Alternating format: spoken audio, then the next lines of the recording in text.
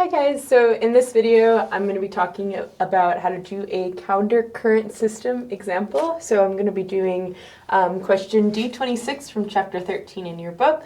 So in this question you're given the following countercurrent system. You know it has 3 stages, and you're also given some information about the feed, the solvent, and you're asked to find the flow rates of E0, E3, and R1.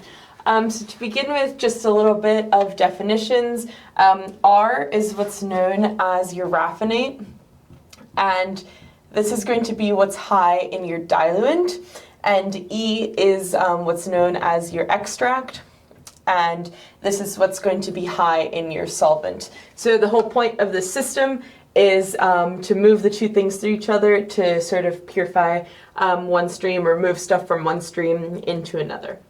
Okay, so solving these questions are very highly graphical solutions. So how these graphs usually look like is you have your equilibrium curve that looks a little bit like this. So sometimes it can be broken up. Sorry, this isn't your equilibrium curve. You're given an equilibrium curve as well. So you're given 2 curves in order to solve this question, and they'll always give you the data that you need to solve these questions. So on your first curve, you have 2 different sections. So this is your extract section, and this is your raffinate section. And this is just your equilibrium curve here. So the axes are E and R, or also YA and XA. And here your axes are usually XA or YA on this side, and XD or YD on this side, depending on whether you're dealing with the extract or the raffinate. So in order to solve these questions, you're going to have to usually find a mixing point first and then count off stages using a different method. This is sometimes, I think, called the Hunter-Nash method, and Learn Chemie has some videos about this as well. So since I can't really do it easily on the board, I'm going to be uploading a picture of how the graph would look like to solve this problem, and I'm also going to be going over the steps on how you would do this. Okay. So right off the bat in this question, what you know you can plot are your R4, your R1, and your E0. So your R4 is going to be over here somewhere, your E0 is going to be over here, and your R1 is going to be over here. So how do you plot these points? So E0 is your incoming solvent, and you have your XA and your XD values, so you can just plot that point here. Your R4 as well, you're just given the value, so you can plot it and it'll be up here somewhere. And your R1, you're given just one value, but because you know it's coming out of an equilibrium stage, it has to hit this line, so you can just plot it wherever it hits. Okay, so I'm going to label those. And again, you'll see this on the graph that I upload. R1, R4. And the main procedure that you're going to do is you're going to guess some E3 value or some mixing point value, so that you can then find your mixing point, find your delta point, and then count off stages to see if you're able to get the R1 value you want in the end. So the first step, like I said, is you can plot E0, R1, and R4. Okay. Your next step will be to guess. I'm going to say you guess M in this case. So you can always connect, using this method, you can always connect R4 and E0 like that. And your M will be some point along this line. So let's say your M is here. You can then connect R1 and M to find your E3, where this is M. Okay, so once you guess M, your next step would be to just connect that. And after you do that, you can find your delta point. So your delta point is the point that's going to allow you to step off stages. So how you find that is you connect your R4 and your E3, as well as your R1 and your E0. And where those intersect is your delta point. And this is what you're going to use to count off stages, to step off stages in order to see if your guess for M gives you that you need 3 stages to reach the final R1 value that you need.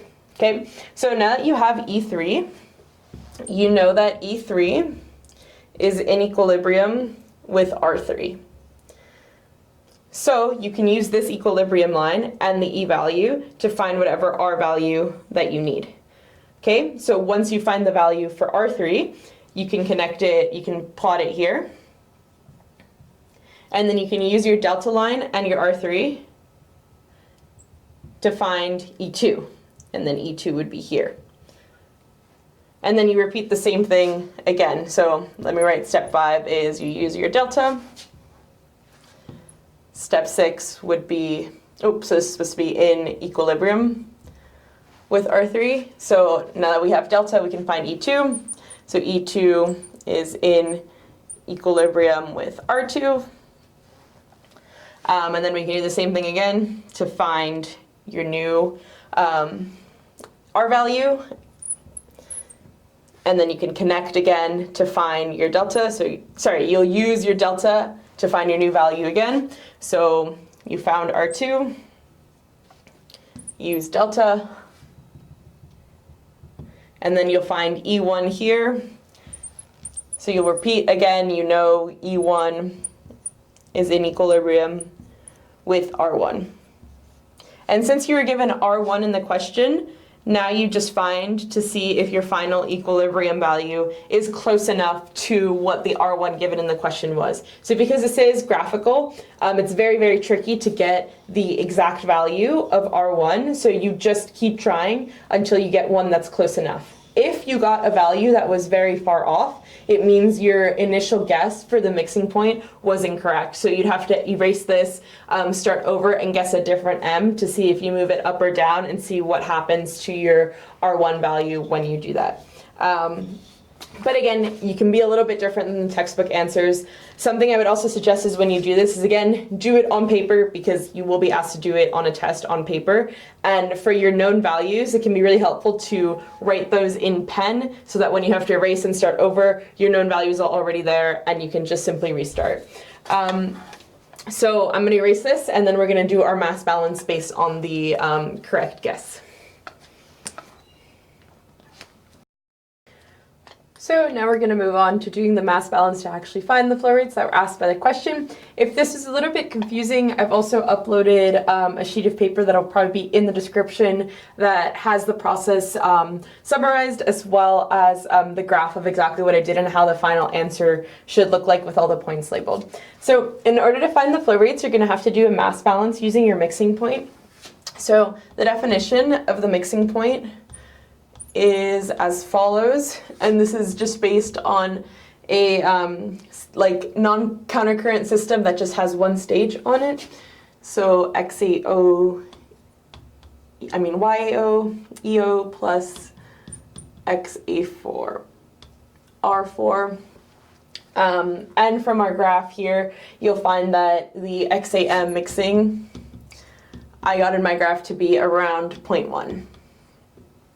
So if you just plug in all your known values, because you know R4, you're able to substitute in as follows. So 0.1 E0 plus R4, because again, that's how our mixing point is defined. It's where these two mix, equals 0.01 E0, so that's given, plus 0.4 R4, and that's also given. So you know R4, so if you plug it all in, you'll get that E0 equals 6,800 kilogram per hour. And again, slightly different from what the textbook says in its answer solutions, but it's based on how I did my graph and how I read my values off my graph. So there is some wiggle room for error. And we can do the same balance with E3 and R1 in order to find those remaining values. So we know two equations. We know that our mixing point, which is equal to E0 plus R4, is equal to E3 plus R1. And then we can also do another component balance. So again, XAM M equals YA3 E3 plus XA1 R1. So plugging in those values, it looks a little bit like this. So 0.1, 6,000, 800 plus 2,000 equals 0.105 E3 plus 0.05 R1.